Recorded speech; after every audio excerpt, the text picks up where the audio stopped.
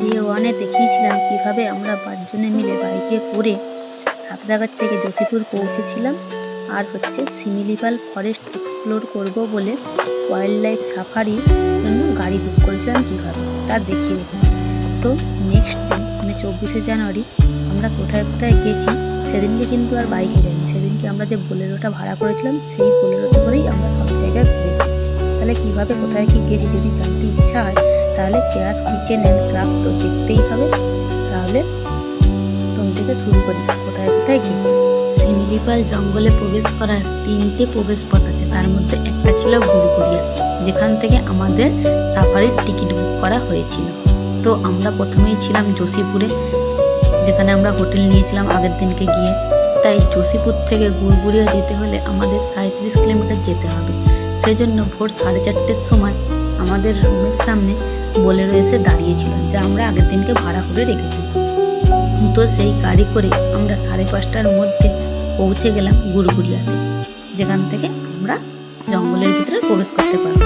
সেখানে গিয়ে যে কাগজপত্রগুলো ফিল আপ করে নিলাম, নেওয়ার পরে 5:30টায় আমাদের সাফারি শুরু হলো। কিন্তু তখন ছিল প্রচণ্ড অন্ধকার আর ঠান্ডাও ছিল খুব। আর সেই সময় আমরা এই সাফারির সঙ্গে কি পেয়েছিলাম বলতো, একজন গাইড পেয়েছিলাম। আর আমাদের এন্ট্রি ফিটা লাগেনি, কারণ সাফারির সঙ্গে ওটা অ্যাড হয়ে আছে। কারণ সাফারি বুক করতে আমাদের নিয়েছিল 4,500 টাকা। কিন্তু কেউ যদি এই সাফারির টিকিট না পায়, মানে যখন কোনো ওকেশান থাকে তখন কিন্তু এই সাফারির টিকিট অনলাইনে কেউ বুক করতে পারে না, কারণ এক একদিনে 10টা করে গাড়ি ছিল, দিনে 2টো করে ট্রিপ হয়, সকালে 10টা, সকালে 5:30 থেকে 10:30 পর্যন্ত, আর একটা বিকেলে হয় যেটা 3টে থেকে 7টা পর্যন্ত। সেই দুটো টাইমেই হয়, কিন্তু সবই অনলাইন বুকিং, আগেই বলে দিয়েছি। তাহলে টিকিট যদি না পায় তাহলে তো এমনি যদি ঘুরবে ভাবে, তার জন্য অনলাইনে টিকিট, তার জন্য এন্ট্রি ফি হচ্ছে 100 টাকা করে। কিন্তু কেউ যদি টিমে যায় তখন সেই রেট চার্টটা কমে যায়, 50 টাকা করে হয়ে যায়। কিন্তু সেগুলো সবই অনলাইনের যেহেতু ব্যাপার, অনলাইনে সার্চ করলে পেয়ে যাবে। আর অনলাইনের টিকিট যদি না থাকে তাহলে কিন্তু কেউ শিমিলিপাল জঙ্গলে প্রবেশ করতে পারবে না। আর কেউ যদি প্রাইভেট গাড়ি নিয়ে যায় তাদেরকেও কিন্তু টিকিট করতেই হবে। কিন্তু সেখানে গিয়ে আমরা দেখতে পেলাম যে মানে কোনো ফোনে টাওয়ার নেই। আমরা যখনই জসিপুর থেকে বেরিয়েছি তখন থেকে সব ফোন নো সিগন্যাল, সারাদিন ধরে সিগন্যাল ছিল না। আর আমরা ভোরবেলায় যে বেরিয়েছি 5:30 যখন সাফারিতে উঠেছি, ওঠার পরে অন্ধকার ছিল, কিছু দেখতে পাইনি। তারপরে যখন ভোরের আলো ফুটতে শুরু করেছে তখন যা দেখেছি, হরিণই দেখতে পেয়েছি সব জায়গাতে, আর নানা রকমের গাছপালা দেখতে পেয়েছি। এখানে 107 ধরনের অর্কিড দেখতে পাওয়া যায়, আর 2-4টে মুরগি দেখেছি, কিন্তু নানা রকমের গাছ দেখতে পেয়েছি। আর গাছের ডিজাইনগুলো কিন্তু খুব সুন্দর, মানে গাছগুলো এমন দেখতে লাগছে যেন মনে হচ্ছে কেউ গাছের মধ্যে ডিজাইন করে রেখেছে। তো আমরা তো খুব ভালো ফটোগ্রাফারও নই আর অত কিছু জানিও না, সেই হিসাবে নিজেদের মতন শুধু জঙ্গলে ঘুরেছি।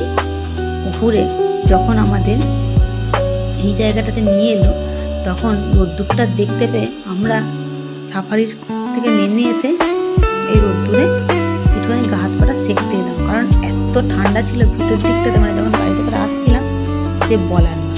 তাই এখানে কিন্তু সবাই এসে কিছুক্ষণ রেস্ট নেয়, নিয়ে তারপরে আবার সবাই ব্যাকে, মানে যে যেই রাস্তা দিয়ে আসে সেই রাস্তা দিয়ে কিন্তু আবার ব্যাকে ফেরত আসে, কারণ এটাই এখানকার নিয়ম। আমি যখন গুড়গুড়িয়া থেকে টিকিট বুক করেছি, আমাকে গুড়গুড়িয়াতে আবার সেই সেম রাস্তা দিয়ে ফেরত নিয়ে যাবে।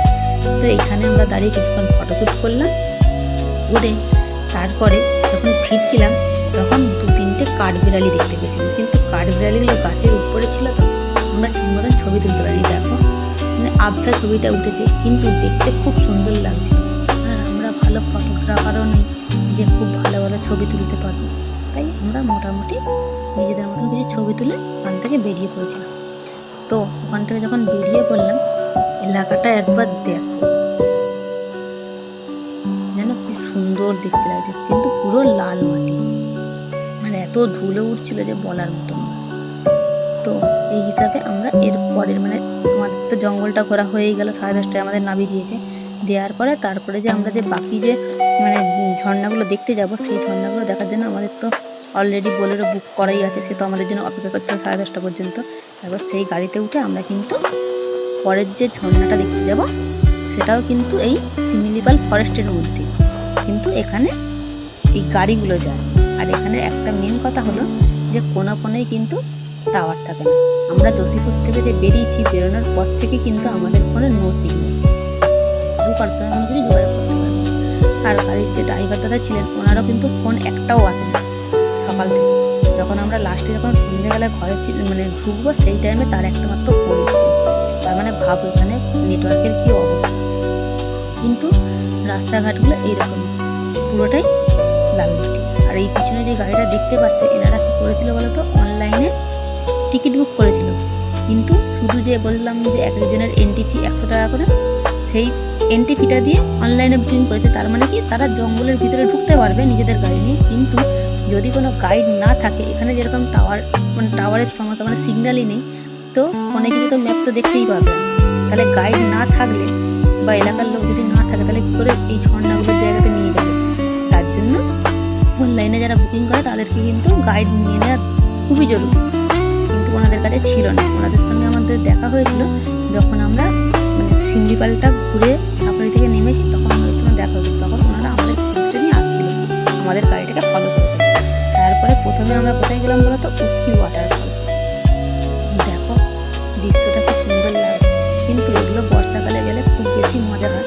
কিন্তু বাইক নিয়ে বর্ষাকালে খুব একটা ভালো তো দেখতে লাগে, মানে ঝর্ণাটা দেখতে খুব ভালো লাগবে, কিন্তু যাওয়ারও তো সমস্যা। আর বর্ষাকালে ছুটি ছাটা পাওয়ারও বেজায় জ্বালা। আর এই টাইমে ছুটি ছিল বলে সেই ফাঁকে কিন্তু ঘুরতে বেরিয়ে গেছিলাম। পাহাড়ি এলাকায় ঝর্ণা দেখতে গেছি, ফটোশ্যুট না করলে হয়, তাই আমরা 2-4টে ফটো তুললাম, কিছুক্ষণ সময় সেখানে কাটালাম। কারণ এখানে ছুটি ছিল বলে লোকের ভিড় কিন্তু ভালোই ছিল 24শে জানুয়ারির দিনকে।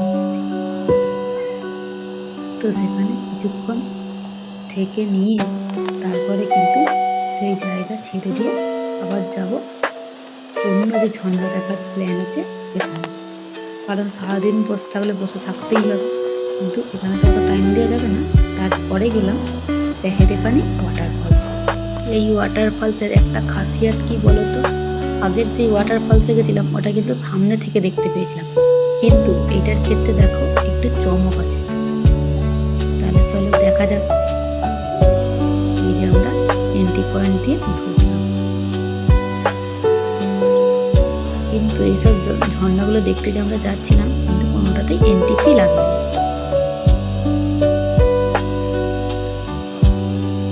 কিন্তু চারিদিকে শুধু গাছ আর গাছ। ওই দেখো দূরে কিন্তু ঝর্ণা দেখা যাচ্ছে।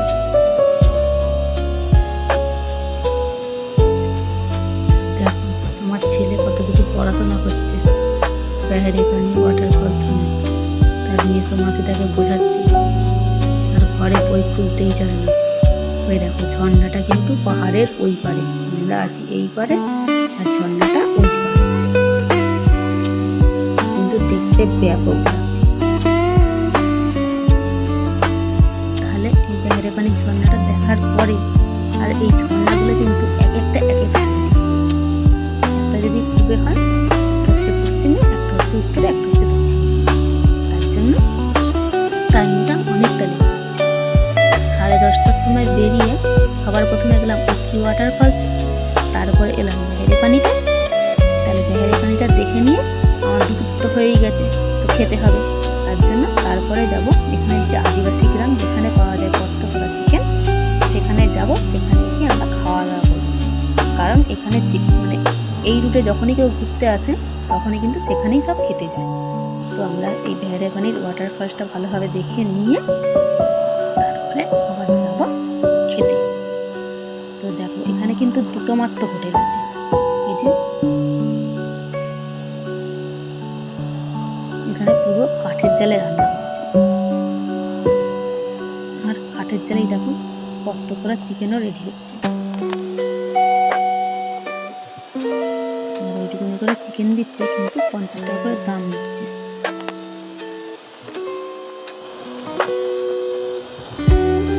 যা এখানকার ফেমাস, তাই ফেমাস জিনিস খেতে তো হবেই। তাই আমরাও কিন্তু অর্ডার করেছিলাম। আমরা প্রথমে একটা নিয়ে ট্রাই করেছিলাম, তারপরে যখন দেখলাম ভালো লাগছে তখন কিন্তু আমরা আরও 3টে অর্ডার দিয়েছিলাম। কিন্তু 50 টাকা করে নিয়েছে, পরিমাণটা অনেকটাই কম।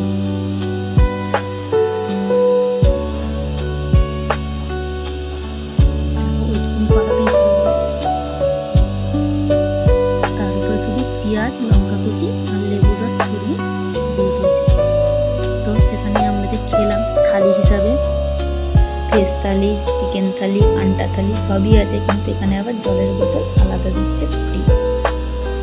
তারপরে একটু ফটোশ্যুট করে আবার বেরিয়ে পড়লাম। তারপরে গেলাম আমাদের লাস্ট যে ঘোরার জায়গাটা বা ঝর্ণাটা, সেটা হলো জোরান্ডা ওয়াটারফলস। কিন্তু এখানে যখন আমরা পৌঁছালাম তখন গিয়ে একটা খুব সুন্দর পাখি দেখতে পেয়েছি, যা দেখো আমাদের গাড়ির সামনে এসেই দাঁড়িয়েছিল।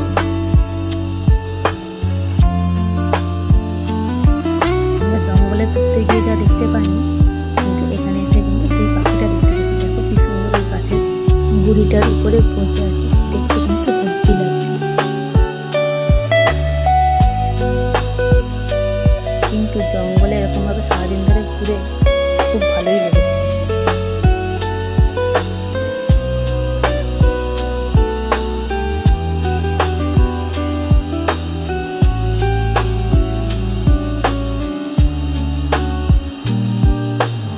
কিন্তু এখানে রাস্তাঘাট এখনো কিন্তু লাল মাটিরই হয়ে আছে। তাই বর্ষাকালে কি হয়, বর্ষাকালের ক্ষেত্রে রাস্তাঘাটটা মানে খুবই খারাপ থাকে। তো বর্ষাকালে এখানে বেশি কেউ আসে বলে তো আমার মনে হয় না, কারণ যেহেতু বাইক অ্যালাউ নেই, সবসময় এই বোলেরোই ভরসা। শুধু এলাকার লোকেরাই যে বাইক নিয়ে জঙ্গলের ভিতরে প্রবেশ করতে পারবে, কিন্তু বাইরের লোকের নো এন্ট্রি।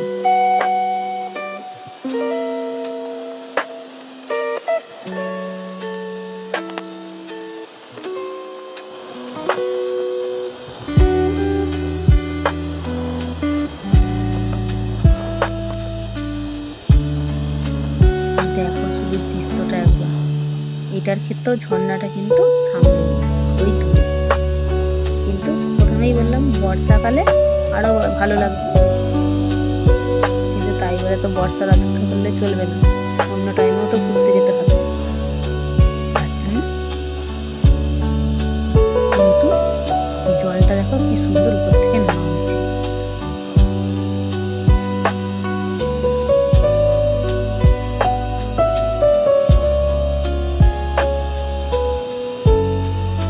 তাহলে সেখানে আমরা কিছুক্ষণ সময় কাটালাম। যেহেতু খাওয়া দাওয়া হয়ে গেছে, খাওয়া দাওয়ার পরে আমরা এখানে গেছি। খাওয়া দাওয়ার পরে এখানে যেতে আমাদের 1 ঘন্টা পাক্কা টাইম লেগে।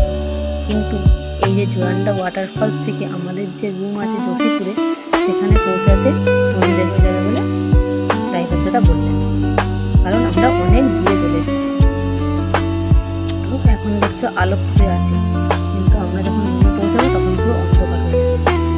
তো এখানে কিছুক্ষণ তাও টাইম কাটালাম, যেহেতু একবারই গেছি।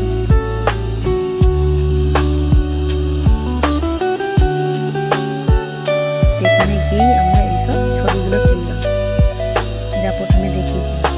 তারপরে সেখান থেকে আমরা বেরিয়ে গেলাম। বেরিয়ে গিয়ে যখন রাস্তা দিয়ে ফিরছি জসিপুরের উদ্দেশ্যে, মানে আমরা যেখানে ছিলাম সেখানে তো আমাদের রুমে আবার ফিরতে হবে, সারাদিনের ঘোরাঘুরি তো শেষ হয়ে গেছে। তো দেখো রাস্তাগুলো আর এলাকাগুলো পুরো শুনশান। দিনের বেলায় এরকম দেখতে লাগছে, রাতের বেলাতে কিচ্ছু নেই। কিন্তু এখানে পুরো এলাকাতেই সোলার সিস্টেমই দেখলাম, সোলার লাইটটা খুব বেশি এখানে ব্যবহার হয়।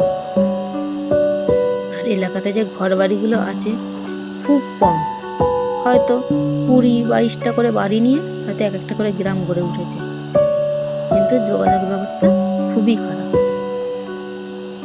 আর পুরোটাই কিন্তু লাল মাটিরই রাস্তা, তার জন্য যা ধুলো উড়েছে যে বলার নয়। আমরা যেই ড্রেসগুলো পরে গেছি সব ধুলোয়, আর মাথার যে অবস্থা হয়েছিল ধুলো লেগে না দেখলে বুঝতে পারবো না। তো এইভাবে যখন আমরা ফিরতেই আমরা কি করেছি বলতো, সানসেটটা দেখতে পেয়েছি। আগের দিনকে গিয়ে যেরকম রামতীর্থ নেচার ক্যাম্পে সানসেট দেখেছিলাম, আজকের দিনকেও আমরা যখন ফিরছিলাম ফেরার টাইমে গাড়ির ভিতর থেকেই সানসেট দেখতে পেয়েছি।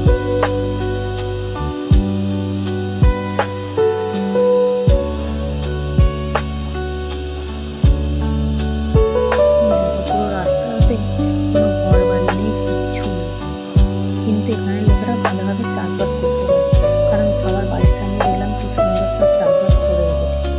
আর থেকে আবার শালবনের জঙ্গল করছিল। সূর্যটাও দেখতে খুব সুন্দর লাগছে।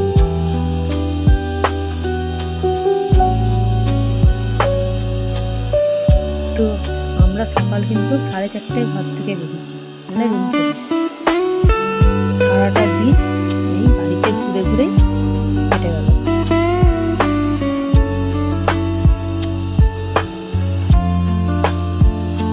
কিন্তু সারাদিনেই আমাদের কিন্তু ফোনে কোনো নো সিগন্যাল, তাই কিন্তু নিশ্চিন্তে ঘুরে বেড়াতে পেরেছিলাম। সারাদিন কোনো চাপ ছিল না। আর আমরা যেহেতু 5 জন ছিলাম, তাই সাফারিতে আমাদের ভাড়া দিয়ে 4,500 টাকা নিয়েছি, আর বোলেরোতেও 4,500 টাকা। কিন্তু সাফারিতে 6 জন এলাম আর বোলেরোতে 8 জন এলাম। তাহলে সেখানে যদি আমাদের লোক সংখ্যাটা একটু বেশি থাকতো, তাহলে আমাদের মাথা পিছু খরচাটা আজকের দিনে রাতে একটু কমে যেত। কিন্তু যেহেতু 5 জন ছিলাম, 9,000 টাকা যেহেতু গাড়ি ভাড়াতে খরচা করে, তাই পার হেড 18 টাকা করে। আর শুধু খাওয়া দাওয়াটা এক্সট্রা খরচা, তাহলে কোথাও ঘুরতে বেরিয়ে এই টাকাটা কিছুই না। তাই সকাল থেকে সন্ধ্যে অবধি আমরা যে ঘুরে বেড়ালাম, তার ভিডিওটা যদি আপনাদের ভালো লেগে থাকে, তাহলে চ্যানেলটাকে সাবস্ক্রাইব করে পাশে থাকতে পারেন। কিন্তু এটাতে কিন্তু আমি সবসময় ঘোরার কিছু দিই না, এতে আমার শুধু রান্নার ভিডিও আসে আর হচ্ছে আসন সেলাইয়ের ভিডিওই আসে। কিন্তু যেহেতু ঘুরতে গেছিলাম, 1 সপ্তাহ লাইভ ভিডিও করতে পারিনি, তার জন্যই আমি এই ঘুরতে যাওয়ার ভিডিওটা আপনাদের সঙ্গে শেয়ার করছি। কারণ এখানে গিয়ে আমরা অনেক কিছু তথ্য জানতে পেরেছি, সেই জিনিসগুলোই এই ভিডিওর মাধ্যমে দেখানোর চেষ্টা করেছি। তো কেমন লাগলো ভিডিওটা জানাতে কিন্তু কেউ ভুলবেন না। আর ফেরার টাইমে দেখো সানসেটটাও কি সুন্দর দেখতে পেয়েছিলাম। আর আমাদের রুমে ফিরতে ফিরতে 7:30 বেজে গেছিল, কিন্তু সেই অন্ধকারের ভিডিও আমরা তুলিনি, কারণ পরের দিনকে আবার বেরোতে হবে বলে এখানে ইতি করে দিয়েছি।